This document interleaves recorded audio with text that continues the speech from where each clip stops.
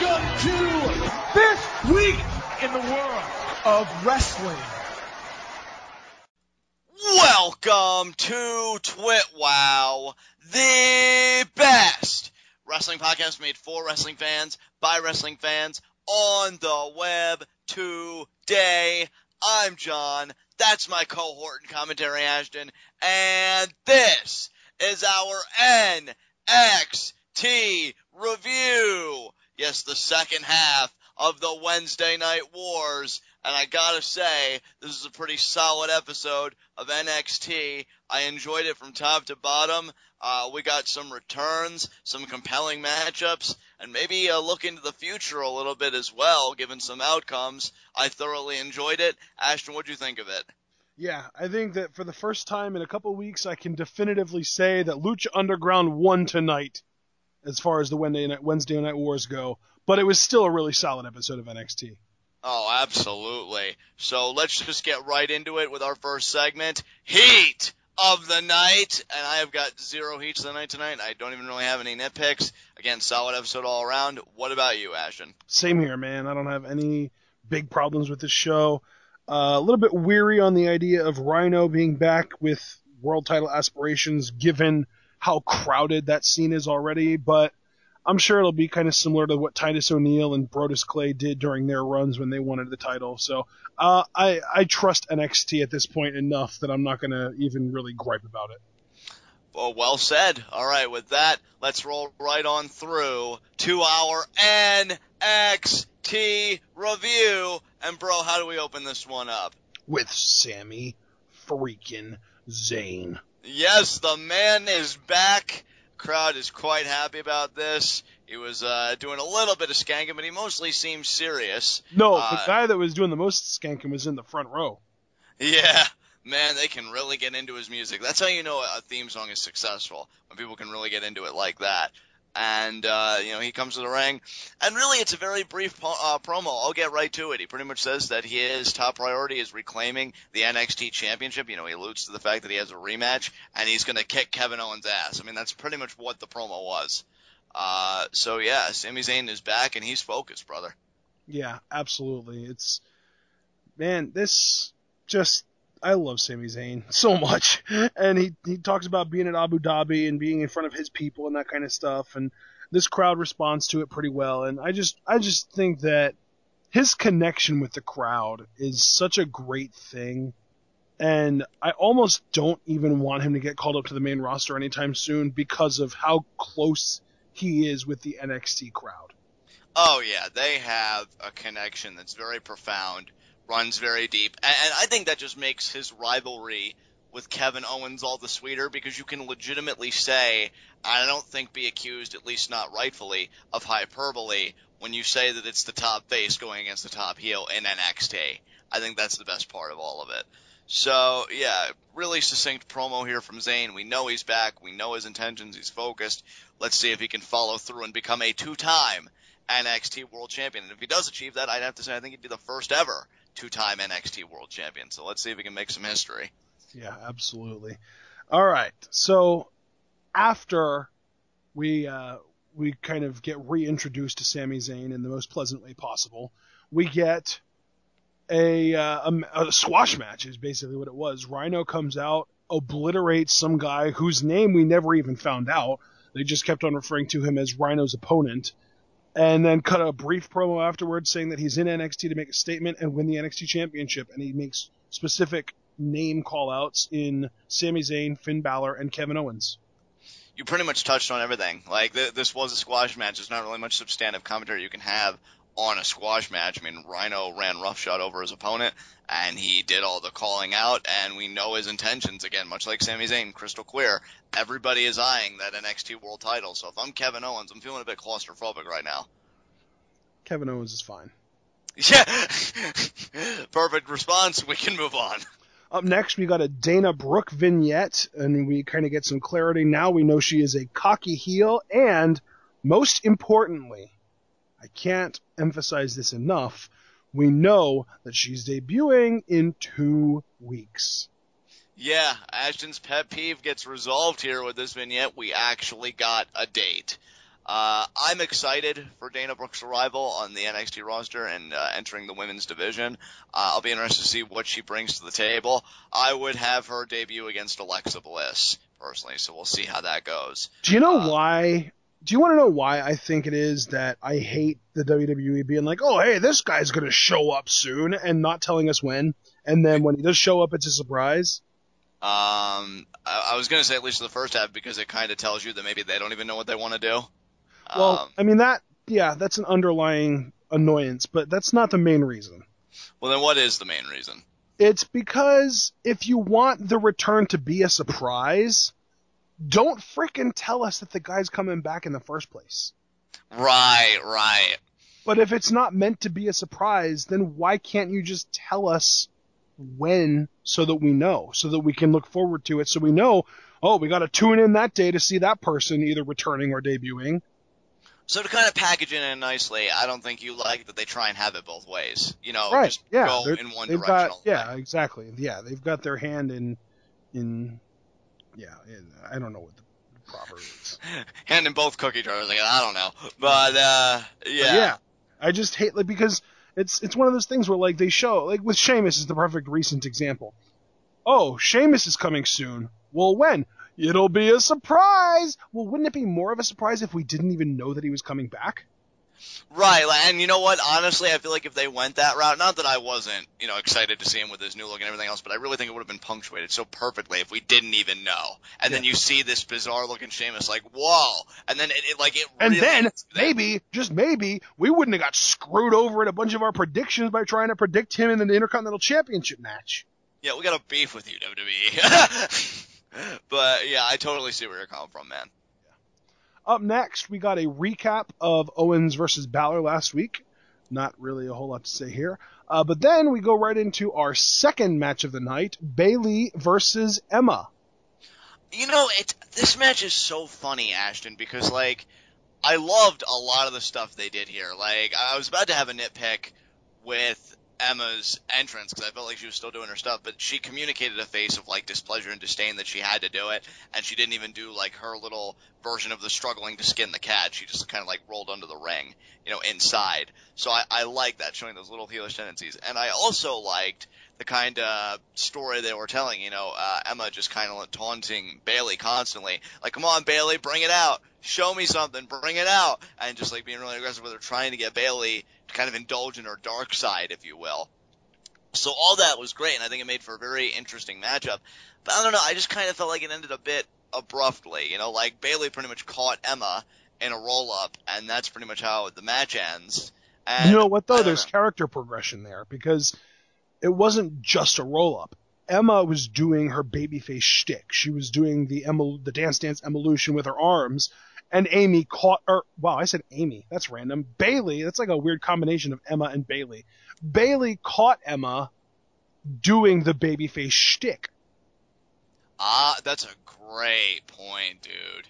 That's excellent. So yeah, this is a very story-driven matchup in my mind, and I really appreciate it all the more for it.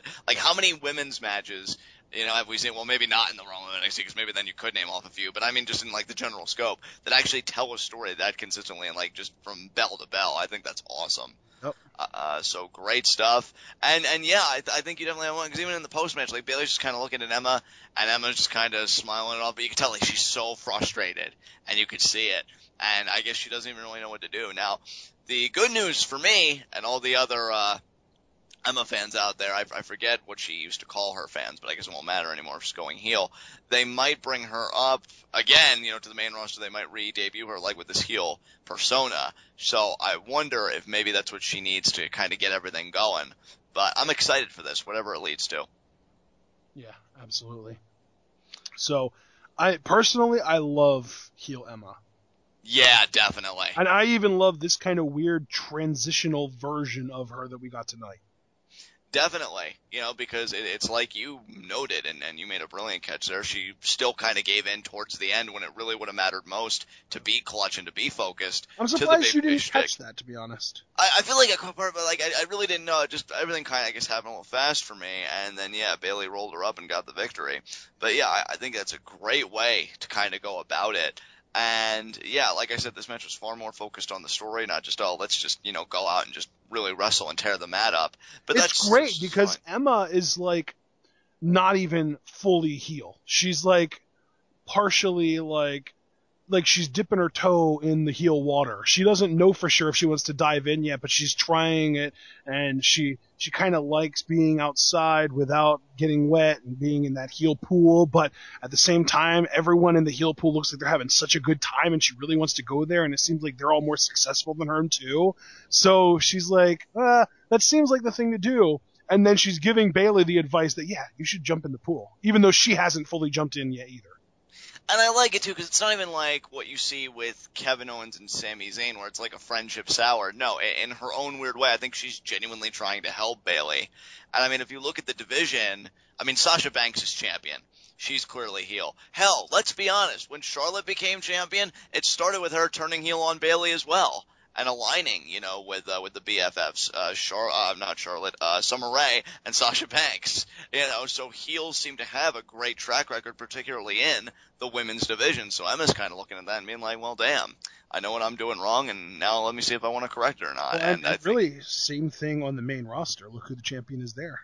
Yeah, exactly. I mean, Emma's got some experience in both kind of realms. Yeah, definitely. So, interesting story being told here. We'll see how it resolves. Or, we'll definitely see how it goes in the next coming weeks. Absolutely. Up next, we had a Becky Lynch promo. She basically says that she would have won the NXT Championship had it not been for Bayley, and that everyone who was in the Fatal 4-Way match that she was a part of has gotten their championship match. Bayley got her match. Charlotte, everyone knows, had her run, and Alexa Bliss even got a championship match, and she wants to know when it's going to be her time, and she's saying that her time is going to be now, and then she welcomes everybody to N-Bex-T. I like that.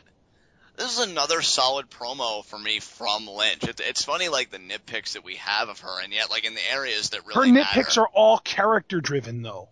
Yeah. I mean, I've said this before, she's a great old-school professional wrestler, but she's lacking that new age quality of character consistency. Right, absolutely. I've said that before, and it's even more consistent tonight. Yeah, it's definitely crazy that I can make an observation that stands true for this long, because normally when I make an observation, it gets debunked within a week or two. Right, yeah. I just wish she could, smooth it all out, because if she did, she'd be absolutely tops. And I still really enjoy her, and I know you do as well, when she's on, because, man, is she good. This is another really succinct promo, a lot like Zayn earlier, but it's very effective. I love the line that Sasha isn't that bad, but she's nowhere near this good, and she gestures to herself. Yeah. Really good stuff, very straightforward, and yeah, I'd love to see Sasha Banks versus Becky Lynch one-on-one. Absolutely. Up next, we got our third match of the night. Team Thick, a.k.a. Blake and Murphy, versus the Lucha Dragons, who we just got our first dose of on the main roster on Monday Night Raw, even though they've been on main event for like a month. I mean, what we normally say about the Lucha Dragons, they're fun, they're exciting, they had great offense, and they did. Like, I know Sin Cara got a moonsault on the inside to Blake at one point for a pin attempt. That was really beautiful looking. I think Kalisto did a dive on the outside to both members of the Lucha Dragons at another point, so they're fun and exciting. But what I want to focus on really is Team Thick, because I love their teamwork. There was one really great moment where Buddy Murphy was kind of in a side headlock, and he brings, I think it was Sin Cara, like, up against the ropes, and that allows Wesley Blake to make the blind tag. Yep. Little things like that. They're such a great team that way. And then towards the tail end, they really showed up, because I feel like it was, I do want to say it was Buddy Murphy in the ring, and Sin Cara was really trying to take it to him, and Murphy ducks, and Blake scores like a right hand to Sin Cara that kind of, throws him off a bit. Buddy Murphy gets him in the front face lock, brings him to his corner. Blake tags in, and they do their double team maneuver of the suplex and the splash, the frog splash. And when Kalisto tries to get involved, Murphy pulls him to the outside, so he neutralizes him. And this is the third straight time the Team Thick has beaten the Lucha Dragons. I think it's safe to say that this team has their number. Absolutely. I think it's safe to say that this might just be the best tag team in NXT. Oh, definitely. Which makes sense given that they're the freaking champions. Yes, dude, yes. I want to see them versus the Ascension, man. Oh, dude, that'd be a great matchup. Because then the Ascension could actually, be themselves and just be the Destroyers. And and I mean, you could go as far as to say that Lucha Dragons, Ascension, and Team Thick could almost be like a rock, paper, scissors. Maybe it just so happens that the Lucha Dragons had the Ascension's number and Team Thick has Lucha Dragons' number. Maybe the Ascension is going to end up having Team Thick's number. Yeah, I mean, who knows? Stranger things have happened, but for the moment, I mean, Team Thick just... And then at the next live special, we get a first ever NXT triangle ladder match for the tag titles. That would be pretty sick. But, yeah, for the moment, Team Thick continues to dominate. Again, third straight win over the Lucha Dragons, and haven't they beaten the Vaudevillains twice as well? I believe either once or twice, but yes, they do have the Vaudevillains under their belt as well. They've beaten all the teams, I mean, again, except for the Ascension, that there are to beat right now. Cass. Yes. And Enzo and Cass, the number one contenders. Yeah, they still got to get through them as well, which only time will tell if they can do that. But yeah, Team Thick just continues to impress, man. They're awesome. All right, what's next? Up next, we had it was supposed to be Sami Zayn interview, but before he got a chance to really even say anything, Rhyno interrupted. Yeah, and he pretty much just says, in case you weren't paying attention, here are my intentions. The line for the NXT Championship starts behind me. Behind me, Sammy. Okay, Rhyno, we get it. Just calm down a little bit there. So, yeah, poor Devin lately. He doesn't know how to calm down. Yeah. Poor Devin. Freaking Rhyno. Yeah. Poor Devin lately has had a really difficult job doing her job. And there Rhyno comes in and interrupts. So that's great. And now I guess Sami Zayn has got to teach Rhyno some respect.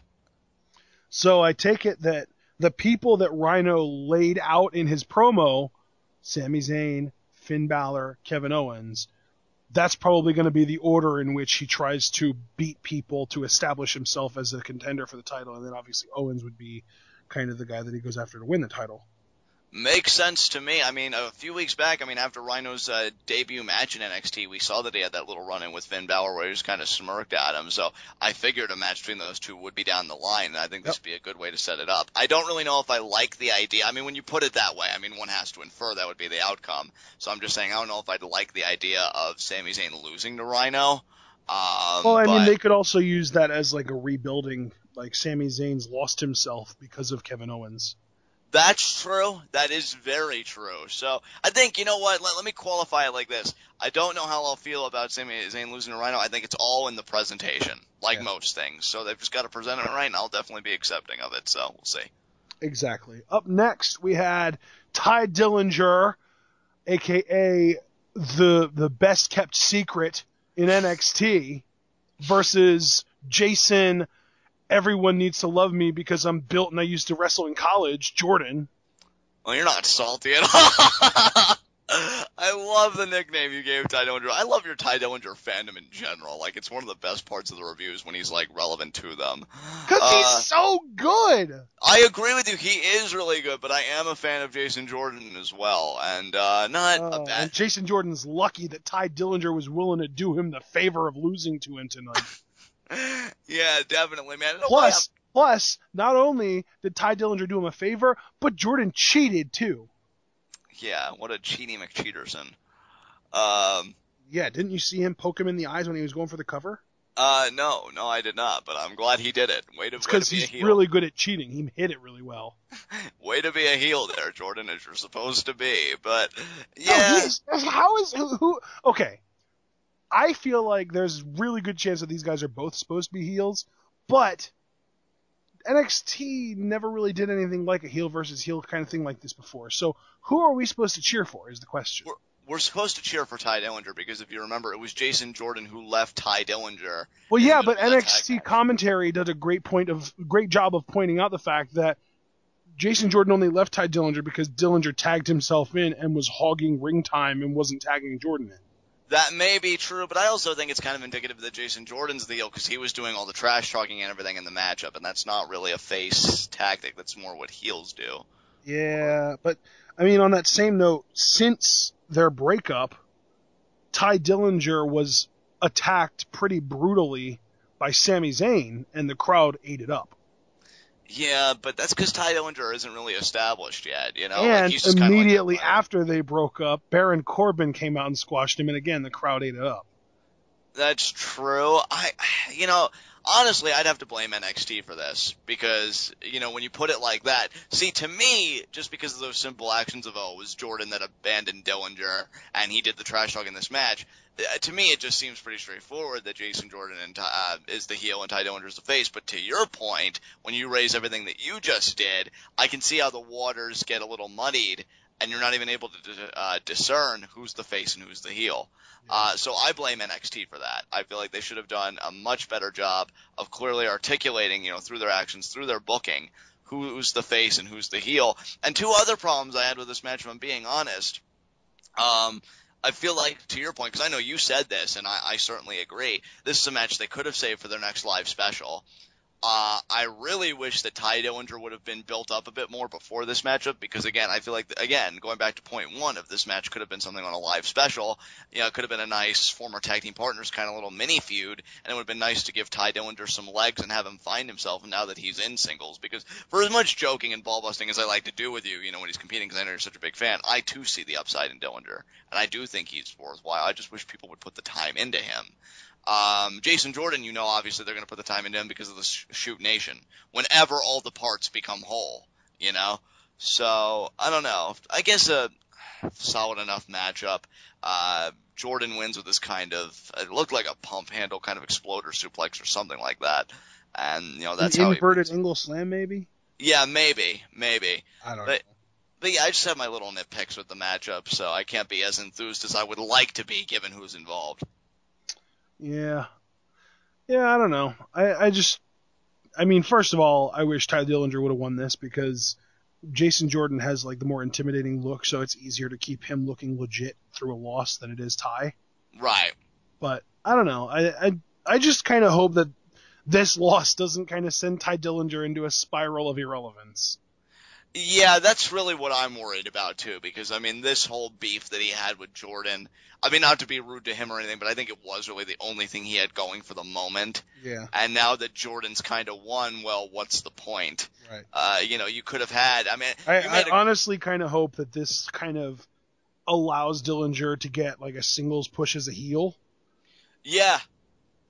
While Jordan does his thing with Shoot Nation whenever that happens. Honestly, what I would do with Ty... soon.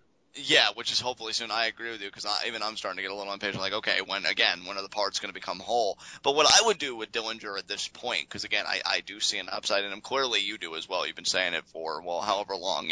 This team of Dillinger and Jordan were together. And now that he's gone singles, I would take him off TV for a little bit, maybe repackage him. I guess with a new gimmick. 'Cause I don't even really know what his gimmick would be now. So yeah, some kind of persona I think would be good. And you do the vignettes, actually giving a date. And then we can re-anticipate the re-emergence, the reintroduction of Ty Dillinger, because I think he's too good to lose, so. He had sort of an interesting presentation skills promo that got leaked a couple years ago where he did a multi-personality thing. That could be something.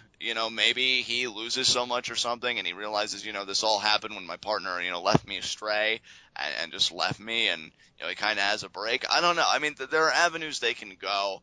I just wouldn't want to see Ty Dillinger end up as another CJ Parker where, he has this upside, but then he, Why do you have to bring CJ up? Well, it's relevant. Even though the release was amicable, to be fair, I wouldn't want Ty Dillinger to get so, disgruntled with his work that he just That's says, one dude that nobody wanted to see let go.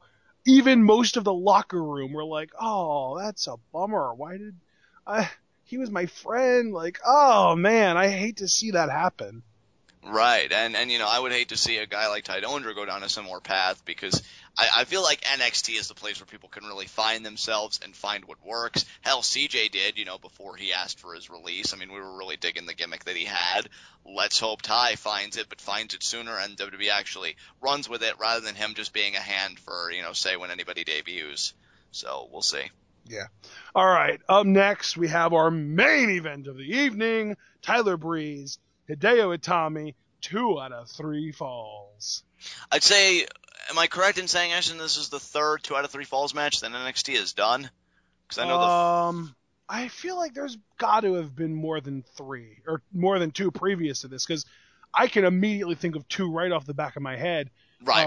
Sami Zayn versus Leo Kruger and Sami Zayn versus Cesaro. Right. I'm pretty sure there's been at least 1 or 2 more other than that, though. Oh, well, I mean, I do like that NXT is so comfortable with the 2 out of 3 falls matchup, because it seems like on the main roster it's such like a rare thing, you know, it's like one of those rare match types. But I like how with NXT, that's their go-to to kind of end feuds, or just, you know, that kind of big matchup. That's what they rely on. I think it's really cool that that's kind of a device for them. And this 2 out of 3 falls match, I thoroughly enjoyed it. I mean, they kind of went a similar structure of Zayn Cesaro, where the first 2 falls came kind of quick. But then the third deciding fall, you know, that's where you actually get a slowed down, more paced out matchup. Yeah. First fall comes with Itami. You know, he unleashes a flurry of offense, and then finally he gets that. Oh, you know what I just realized? What's that, bro? I'm thinking of FCW because of Seth Rollins versus Dean Ambrose. They had a 2 out of 3 falls match. Oh, okay. And actually, you know what? Man, my memory is failing me, because that wasn't even 2 out of 3 falls. It was a 30-minute Iron Man. So. Okay. Yeah. But yeah, I mean, well, maybe your memory can help me with this, because what's that single leg kick that he comes off with off the ropes? Is there a name for it?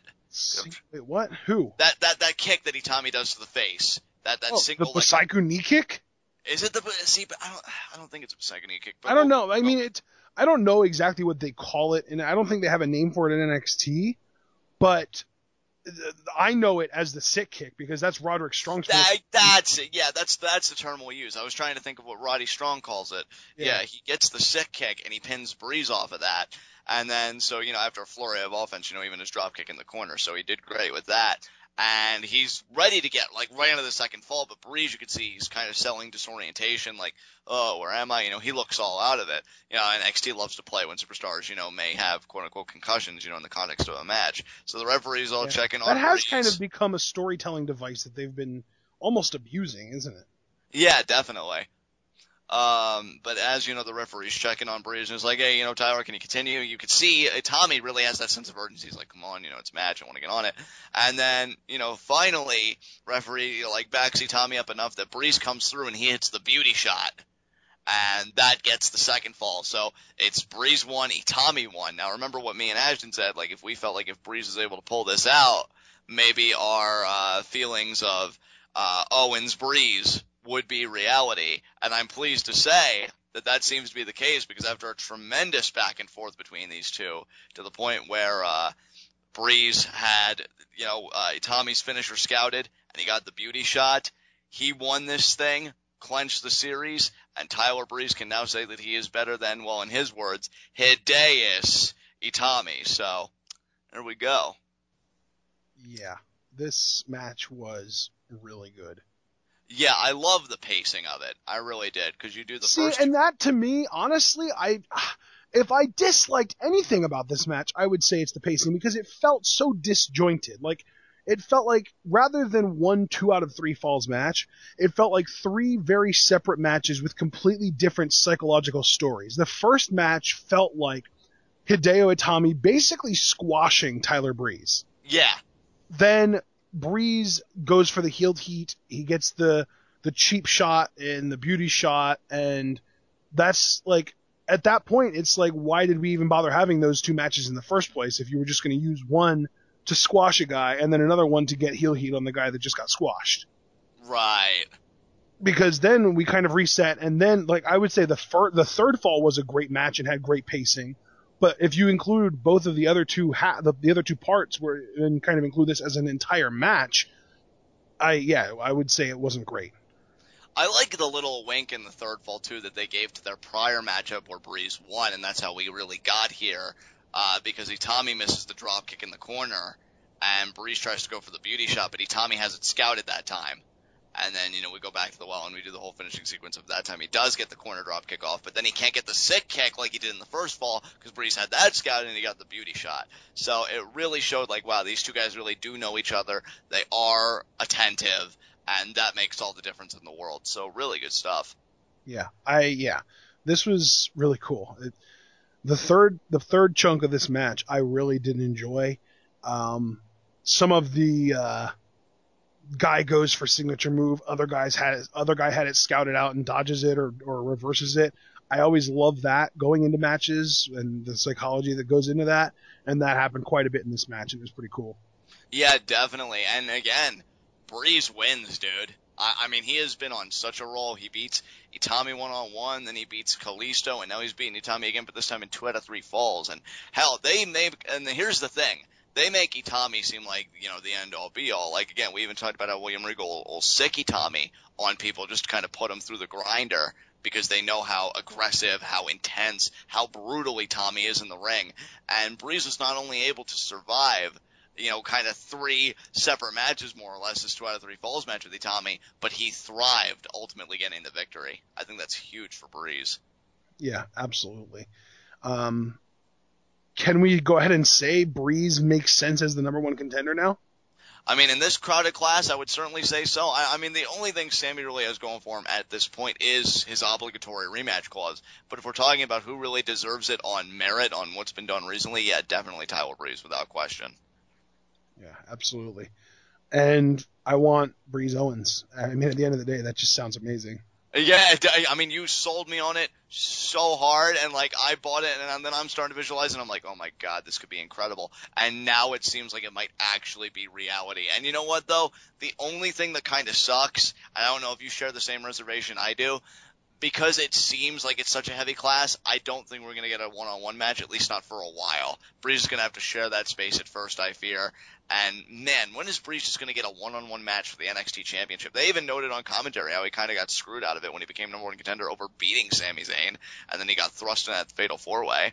Damn it, I want Breeze in a one-on-one NXT World Title match. And, preferably against Kevin Owens. Exactly. Why does he always got to share it with all these uggos? Oh, man. All right, well, with that said, do you have anything else you want to say about this main event or this episode of NXT in general?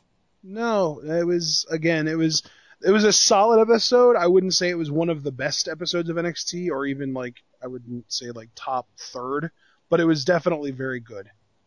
Absolutely. Well said. Now time for our next segment, high spots and low shots. You know what? My low shot is the Lucha Dragons. It's really weird saying that because we know they debuted on Raw this Monday and they had a very successful debut, but in the context of the NXT universe, man, they've really gone downhill. I mean, from the team who beat the Ascension and took the titles off of them and seemed like they were going to be pretty dominant for a while. Here, Blake and Murphy come out of nowhere and they take it from them. And now tonight, Blake and Murphy scored their 3rd straight victory over the Lucha Dragons, a team that once looked like they were unbeatable due to their agility and athleticism. They're looking pretty vulnerable, at least as far as Team Thick is concerned. So they are my low shot. Yeah, I think my low shot is Emma, actually, because she kind of, like I said earlier, she's kind of thinking about doing that heel thing, but she didn't completely, commit to it tonight, and because of that, she ended up getting sneakily pinned by Bayley. Excellent observation. I have no contentions about that. And it's funny because I think they even illustrated that when she was kind of being heelish and just being aggressive and just all that stuff, she was firmly in control of the matchup. It's only when she made that one mistake that it cost her everything. So I wholeheartedly agree with your low shot. That said, my high spot's very straightforward. Tyler Breeze. And we have a co-high spot because I'm unwilling to sign on to anyone else. And then there you go. I mean, because he won. I mean, he won a 2 out of 3 falls match, and I kind of built up Itami earlier, so I'm not going to go through all that again. I mean, it's Hideo Itami. What more needs to be said? And I think Tyler Breeze has definitely staked his claim after the little role he's been on lately of getting back in the NXT World Title picture. So I know William Regal sees everything. He's got to see that Kevin Owens versus Tyler Breeze, that's some serious money right there. Absolutely. We have a co-high spot. So, yeah, Tyler Breeze, both of us, absolutely. He's awesome. He did a great job tonight as well. All right, and since you said that you had no concluding remarks earlier, I'm just going to take this bad boy home. So With that said, this has been NXT. This has been TWitWoW, the best wrestling podcast made for wrestling fans, by wrestling fans, on the web today. Guys, be sure to comment and subscribe on YouTube. What did you think of NXT this week? Who do you think should be next in line to face Kevin Owens one-on-one for the NXT World title in this crowded class of contenders we have? What did you think about Becky Lynch's proclamation that she's gunning for Sasha Banks? Talk to us there. Be sure to take the conversation over to Pweetoff, an amazing pro wrestling group on Facebook. Lots of great and passionate wrestling fans there. I promise you'll love it. And also be sure to shift the conversation over to our TWitWoW subreddit that Ashton personally created. Get all your personal interactions with us and just talk all the great wrestling there. All right, guys. Well, with that said, we will see you again for our Monday Night Raw review, where we will see if Randy Orton can make any progress towards getting a championship match against Seth Rollins. Until then, tune in. Peace out.